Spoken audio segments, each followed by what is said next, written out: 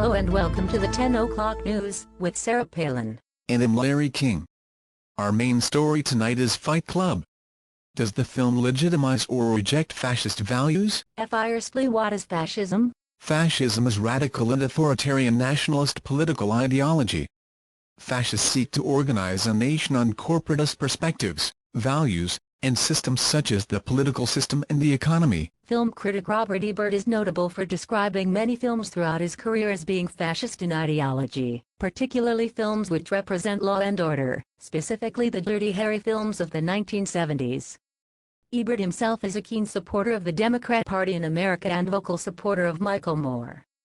The stance he took over Fight Club followed a familiar trend in his style as a critic. Fascist states pursued policies of social indoctrination, through propaganda in education and the media, and through regulation of the production of education and media material. This policy of indoctrination can be seen when Tyler's house is turned into a work camp. Tyler is shown using a megaphone, sprouting anti-consumerist propaganda and atheistic material, while the members of Project Mayhem work.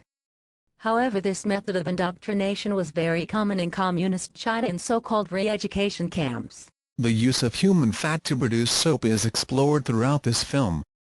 The narrator and Tyler collect the fat from liposuction clinics, then manufacture soap from the same fat. Critics have stated that this was a reference to the Holocaust. Modern mainstream historians state that the creation of human soap making in Nazi Germany, made from the fat of Jewish Holocaust victims, was mere folklore. However, some have stated that these events did occur due to a chronic fat shortage in Germany. This same rumor was created in World War I as a use of propaganda by the British press, however this was declared fictional after its publication. These events even inspired the play The Soap Myth, in 2009. Fascists perceived women's primary role as childbearers, while men should be warriors. Italian fascist leader Benito Mussolini said war is to man what maternity is to the woman. Nazi Germany, although arguably not a true fascist system, also believed strongly in the role of women in society following their policy of Kinder, Kusch, Kirch, KKK. Children, kitchen, church. Throughout the film, the theme of feminization is explored. The idea being that men have become increasingly more feminine as time goes on, and the point of Fight Club and Project Mayhem is to regain their masculinity. This is most clearly seen in the embodiment of Robert Paulson, played by Meat Loaf, who has developed bitch tits after steroid abuse. Loaf's character went from being a professional bodybuilder, to a quivering wreck, and finally to a martyr of Project Mayhem. By perishing in Project Mayhem, Paulson gained not just a name, but also his status as a man. The film includes only one notable female character, Marla, portrayed by Helen Bonham Carter. Marla is used as a mere object, there to appease the pleasure of the narrator Tyler. This arguably fulfills one of the 3 Ks of Nazi Germany and the role Mussolini envisioned for the female gender child production. Mussolini argued that Italian fascism was in favor of heroic capitalism for its contribution to industrialism and technical developments, but claimed that it did not favor rampant consumerism, which he claimed was incompatible with Italy's agricultural sector.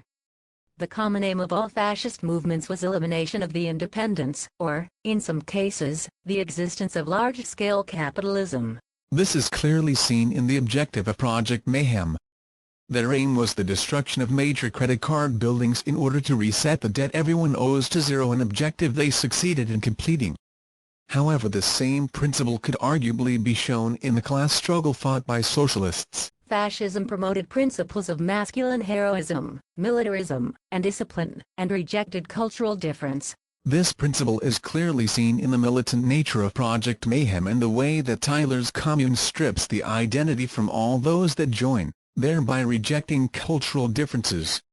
The mark of belonging is ultimately the scar created by lime that the narrator receives in the members of Project Mayhem. The mark of belonging for Nazi Germany was the swastika, an emblem that all people were united under. However, communism has also been seen to strip individuals of all that makes them unique, in order to serve the state. This was carried out by force upon an unwilling people, much like the act of scarring the narrator with lime.